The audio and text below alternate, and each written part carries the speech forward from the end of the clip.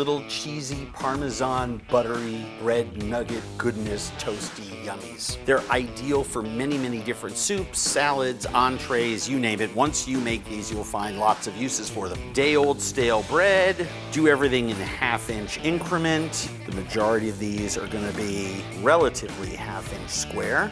And if you notice, right tool for the job, a nice serrated knife, a batch of our little breadies, butter.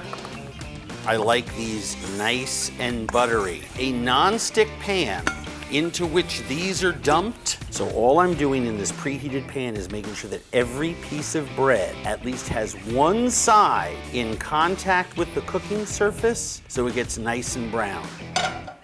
Low heat, well, low-ish. Buttered bread can burn like that, right? Real Parmesan cheese. So all I do is toss these. I want two sides of the bread to get toasty-woasty. Back on the fire for another 2-3 minutes, they'll brown. So now, every single one of these has at least two sides that are crispy brown and yummy. And you just want to evenly coat the bottom of this pan and then sprinkle these on top. The cheese is going to bake into that brown, crispy stuff that we love so much with the breadcrumbs attached to it.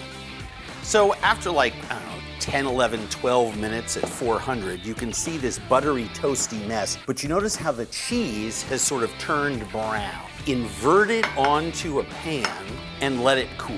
Then once it cools, you break it up. Use your bench knife to separate those croutons. Buttery, bready croutons with chewy, crispy Parmesan cheese coating. It's just fantastic.